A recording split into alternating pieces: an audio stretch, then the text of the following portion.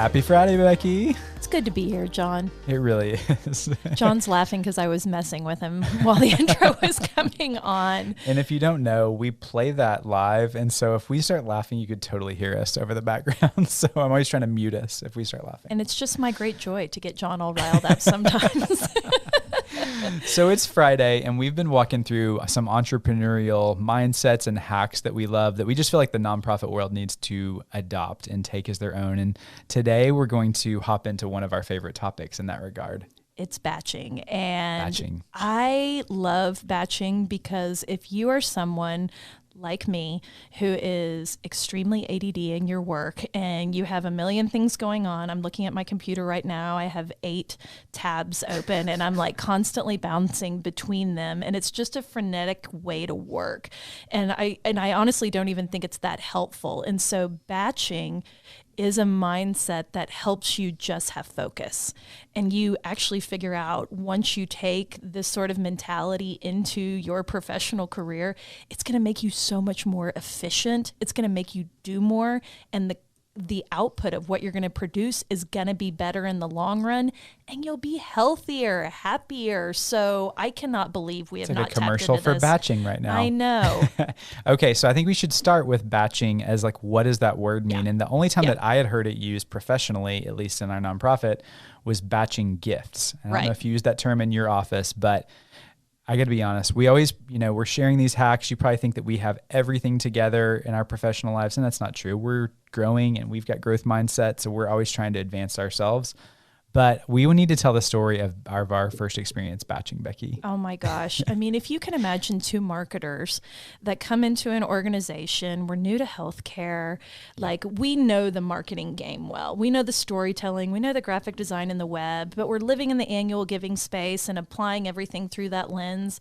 And I'm sure there's a lot of people that are going to relate to the fact that we just ended up having sort of an exodus in our organization of people who are leaving the organization kind of all at the same time, not for any particular reason. It just kind of worked out that way. And so we had a lot of open positions, and at this time it was in our operations side, the back of office, which is not Becky and John's strength. P.S. Looking at numbers, automating systems, and I want to thank you, all of the individuals that are out there that do that, because we could not do it without you. So talk about John and Becky stepping into the gift processing role, and it was like deer in headlights for us. It completely was. So, we knew the word batching, and we knew we needed to go open the mailbox and literally open the letters, pull out the checks, and open the database and work systematically through this. But you can imagine how clunky that was, and how inefficient it was for us to do that. And honestly, we did it for a couple of weeks until we were able to find somebody temporarily to come in and then ultimately get that position refilled. Thank the Lord for that. But in that phase, we grew this appreciation for there's a reason why you systemize things that need systemizing, right? And I think it's really easy to think about that, about real mechanically type things like that, and never adopt that mindset in other areas of our business or organization. And that's what we're here today to say. We want you to bring batching out front and to use it in other places and spaces to really re-energize and give you some time back. My goodness. Yes. And I mean, we would all sit in there and say, this is crazy thinking, to think that if we went down to the mailbox every 20 minutes, to go see if a new check had been delivered, and we walk upstairs and we individually walk through all the steps for that one check, you would be doing that 14 hours a day. Yeah. So why aren't we applying that thinking in everything that we do in meetings, in the way we develop content, in the way we build strategies and plans? So that is really what we're going to dive into today. I love it. And the data and all the studies point to this too. I mean, I've always said I'm a horrible multitasker, and I just thought that was because I was a guy. I've read studies that just guys can't multitask, but we really shouldn't multitask. Our brains are horrible at it just in general, and we can only focus at best for maybe a minute or 15 seconds at most on on the same task at one time. So that's a crazy stat. I mean, the average time spent on a task before you lose focus is 1 minute and 15 seconds. Think about that. 75 seconds before you get distracted. And I get it though. We live in a digital world. How often is your phone pinging? Your emails are flying in. Somebody's popping their head in. I mean, I can actually believe that. And that's the thing. We're not multitasking in those moments. We're just switching our mind rapidly back and forth from one task to another, and nothing is getting our full attention. So if you're losing all this productivity, some studies are saying 40% across the board with all this multitasking. That's insane, right? Think about what you could do if you moved some of your tasks that are being fragmented amongst a lot of people on your team, or just things that you do over the course of a couple of weeks that could be centralized and done at the same time. You could find so many benefits from this. I mean, efficiency is just the first one, but mental clarity. I mean, once it's done, boom, it can leave your mind for a couple of weeks. Maybe you don't have to, you can be freed up to do other things. I know this is a huge one for me, but just feeling like you're always behind the 8 ball on literally everything in your life. So if you can adopt some of these batching principles into different areas, then that's going to be lifted too, because you're going to be able to take care of things well ahead of time, and you're going to put your best self and show up for your best self whenever you are in the right state of mind to accomplish these similar tasks. And so we're going to talk through this for you, because I'm sure it's still a little nebulous in your mind of what does that look like and how does it apply to my work in my nonprofit office. And so we're going to give you some examples. We're going to give you some steps, and we're honestly going to walk through how we implement it here on the podcast, because it is truly game changing. And for people that are in the hustle, like serious hustle and grind of their work, whether you're an entrepreneur or you're in a nonprofit, or if you're just like a mom trying to keep up with all of your kids, it's like there are ways that you can employ this thinking. And I want to give a shout out to Jenna Kutcher, who is one of the leaders in this space. And she is an entrepreneur, and she pours into entrepreneurs of how to do more. And she has a great episode on this, and we've pulled from some of those ideas. We have some ideas also from an organization called Corn Ferry Advance, which is about like career development. And we want to walk through some of those steps with you. So do you want to start? Yeah, sure. So where do we start every time? We always are all about what's your goal? What are your priorities? You want to get those things straight, because obviously when you're looking at reorganizing your time, you want to make sure that the things that you're spending your time on align with the bigger goals that you're shooting for. Where's your North Star? Where's your priorities? So definitely start there. And I think that it's kind of a given, but I think we have to say that. Absolutely. I mean, just even as a nonprofit or a public relations purist, I always want to start with the goal, because that's going to drive every piece.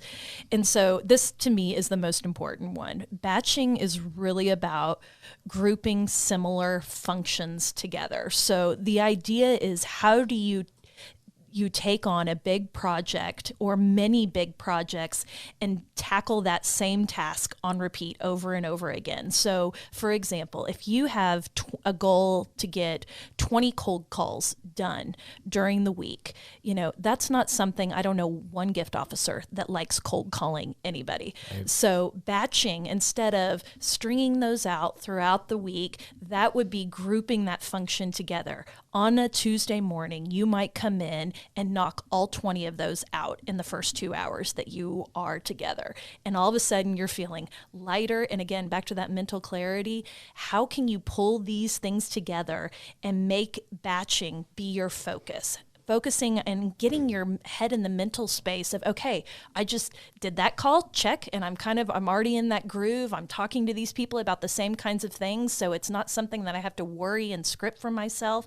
And it just helps with your creativity flow, so you're not doing that task over and over each day. I love that. And so now we want to create the space to be able to do those things. So number 3 is setting boundaries. And this is so critical. If you're going to batch, you're going to probably spend longer than you were going to spend if you were just doing it once, but you're going to be doing a task multiple times in a row. So you want to carve out time in your schedule to do this. And so literally open up your Google Calendar, your Outlook today, and block off that time, because otherwise people are not going to know how to respect that time for you.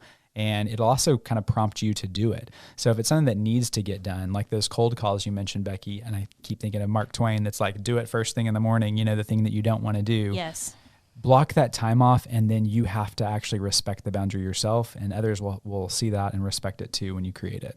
I I love that. And so number 4 is eliminate distractions. And I think this is going to be the hardest thing for us. And if you're someone like me who has a hard time setting boundaries, because I want people to feel like they can come in and talk to me and access me. And I want to be able to pour into your problem, or if I have a solution, we can group think.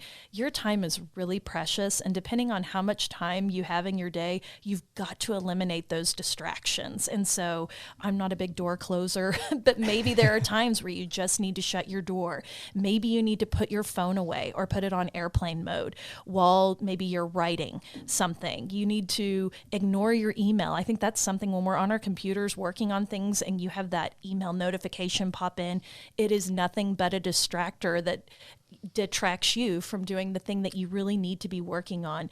So it may take you about 30 minutes to get focused if you don't clear away all those distractions, but you really are trying to get into that state of flow. And I think flow is so important when you're trying to batch, especially when you're doing many things multiple times and trying to pull it all together. So eliminate those distractions and really value your time. Put that phone away if you can. I love that hack, Becky. Okay, so number 5 is just being realistic about the time that you're going to focus.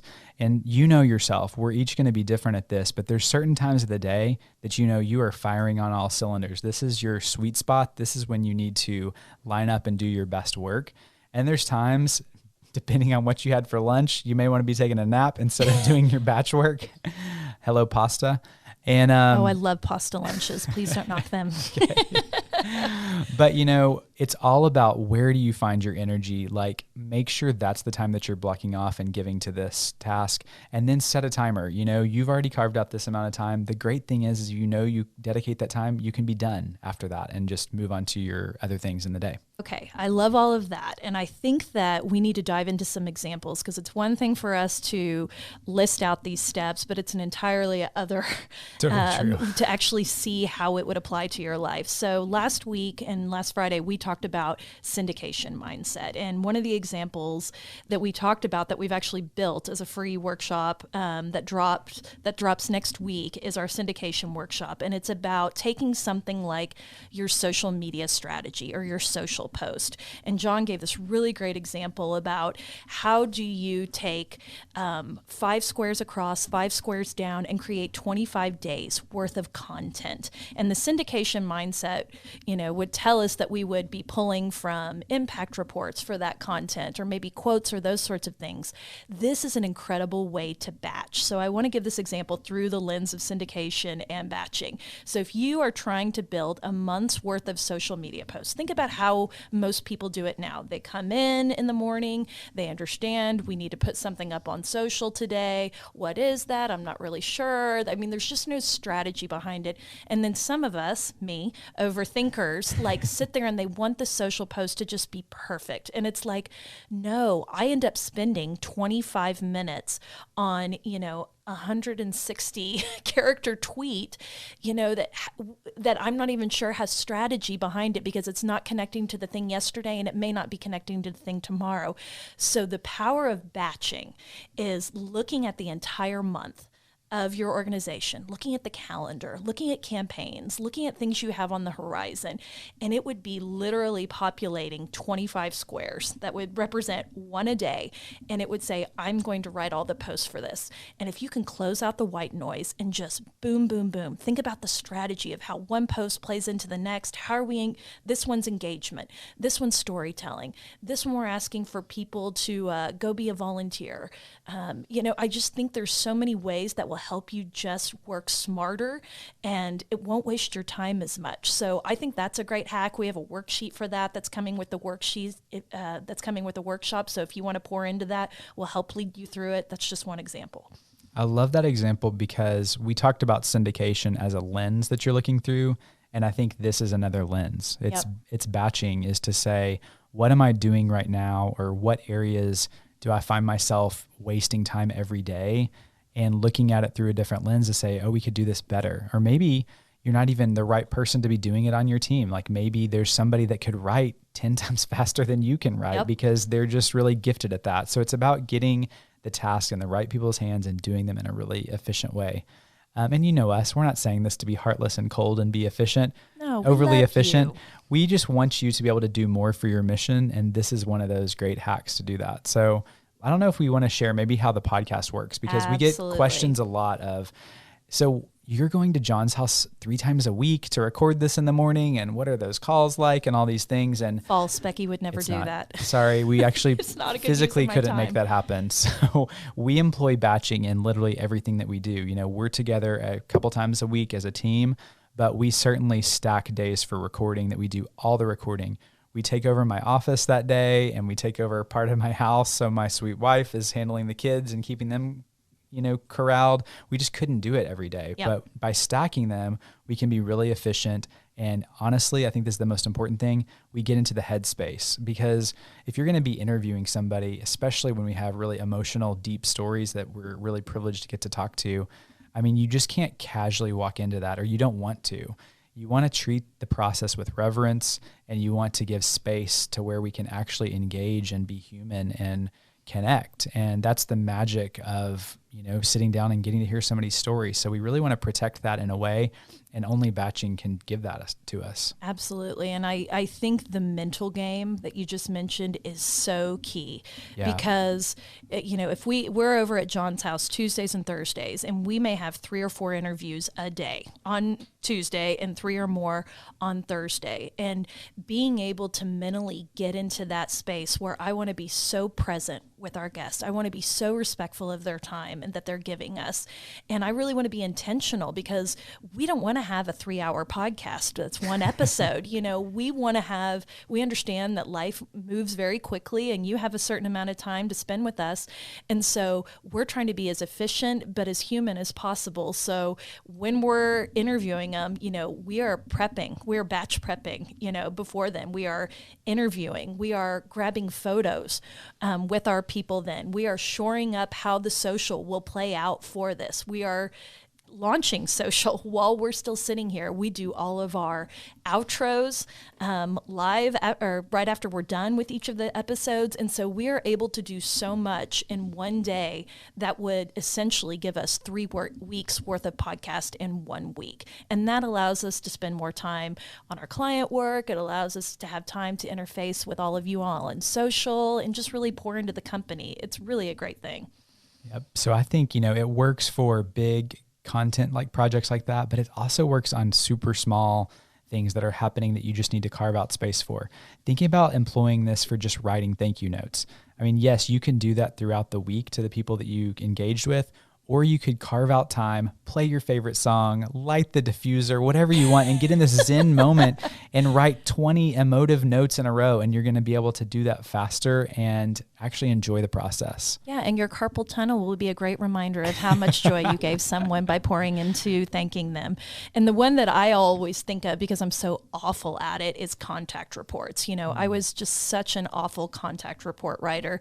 So I think I mentioned this on the podcast before, but we used to batch our contact reports once a week, or maybe it may have been once every 2 weeks. And I would set a time on Thursday afternoon for 2 hours, and I would just power through all of those conversations and meetings that I had had with people.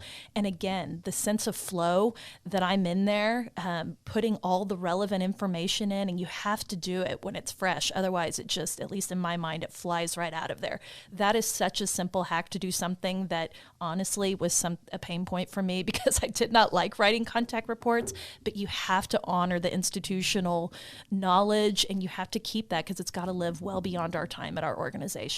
So as you can see, you just need to put the lens of batching on, because I guarantee there's areas that could be adapted to this in your work. And whether that's you're working from home or working from an office, if you do this in the context of your team, you can all look together and say, oh, you know, I'm spending an hour writing. I'm spending an hour writing.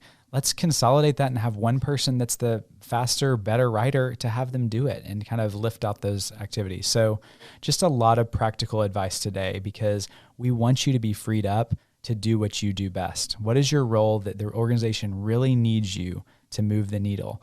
Where is that space? That's what you want to carve out the bulk of your time for. So just ask yourself those questions, and that's a great place to start. What's repetitive in our office? What's laborious? what is taking up so much more of my time and where is it a drain? Start there and maybe just take one project and pilot it. Because if you're asking yourself, is batch work right for me? We're saying yes. And we really think it's going to be able to create some mental headspace for you to do other things that really bring you joy.